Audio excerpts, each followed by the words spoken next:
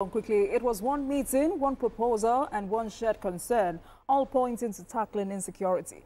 In response to Nigeria's security challenges, governors elected under the All Progressives Congress APC are rallying behind renewed calls for community policing.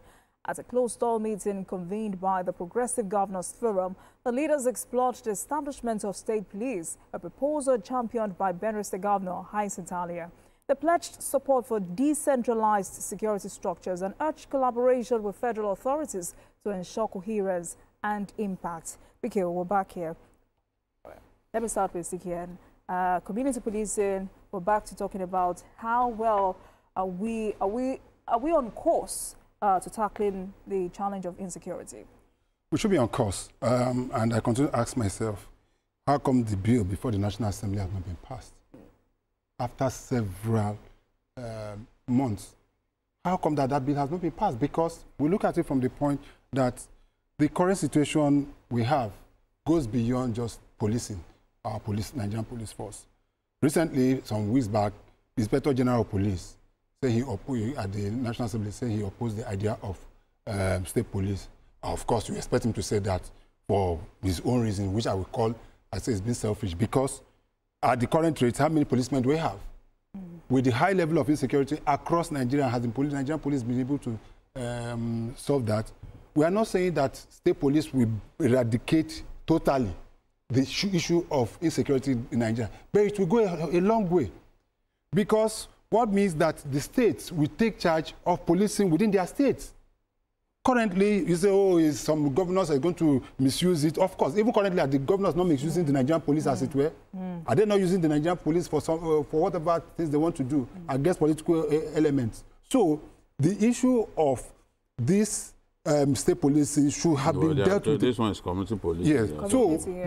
Yeah. But even community policing, we're already doing that. Because if you see what the JTF in the north is doing, when they are embedded, they'll be embedded with the military.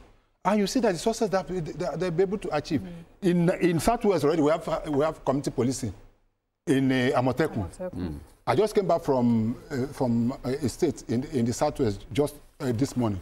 And you see on the express, every point you get between the Lagos and the expressway, at every point you see Amotekun. After Amotekun, you see Nigerian police. Most of them, this community guys in charge of community, know the forest more. They know the. You cannot come. You cannot send a policeman from the north, from Kano, to my village in Obo. And you said that you will tell me the places. You will know the terrain in Umuoke. You will know in Umongwa. You will know in Amanze. You will know in Umulogo. It's not possible. It is my people that within the community can be able to do that. And where they now, so we need to energize this and make sure that we have a synergy between this vigilante, as we may call them, or community policing, and our Nigerian police. And what that also is that these are the people that are going to give you the intel to work with. So clearly, this is long overdue. It is more than long overdue, and something should be done about it. Right. I totally agree. The police. I think that because of the fact that we are vacillating over community, state police. These governors have chosen to now put greater accent on community policing. Community policing will move us closer and closer to achieving state police. And ultimately, we believe that state police will come to fruition, but we don't know whether even in the life of this administration it will come to fruition, because I don't think the president has shown some excitement about state police. But what the governors are saying is, look, let's have intelligence coordination, greater investment in surveillance infrastructure, focus on the welfare of frontline personnel. You can see in many of the states, governors are paying allowances to policemen, paying allowances to soldiers to protect the state. And they're also buying vehicles, equipment, and equipment for the armed forces and protecting their states. And they are also saying, okay, let's expand our investment in food security so that we can ensure that farmers are able to access their farms. Because what we have now, because of insecurity, a lot of farmers cannot actually access their farms. They are scared. So They also talked about grassroots intelligence system and investing in things that will make our security a lot stronger. So what they were talking about generally were not new things.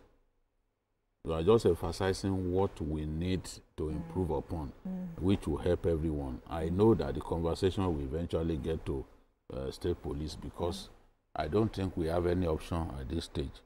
Policing, the central policing structure that we have, cannot deliver the goods. You can see that the soldiers have basically taken over the policing of our communities. Whereas if the police were equipped sufficiently and provided all the tools that they need, even Boko Haram insurgency, the police can handle it, because it's not the sort of threat to our territorial integrity, for example, which is where the army will naturally focus on, army, police and air force. It is an internal security challenge, which normally the police, or at best the what's it called, civil defense, should be able to handle. Should they involve the army? Quickly, does Nigeria Constitution give room for community policing, or there may be a need for legal reform? No, there's no need for any legal framework for that. Even the police have been setting up. They have within the police, they have not a desk. They have a let me say a unit that focuses on this community policing thing, and they go from place to place. I remember when I moderated an event, in fact, the man who sat beside me was the person saddled with that task in the police. So already police, they are trying their best to get closer and closer to the locals so that they can get intel, good intel from the locals, with actionable intels, which they will help them to crack crimes. That is one of the importance of community policing, with every community getting involved. It's not just about vigilantes. How do you support the police with information that can help the police react promptly to crimes? All right, gentlemen, let's move to Edo State.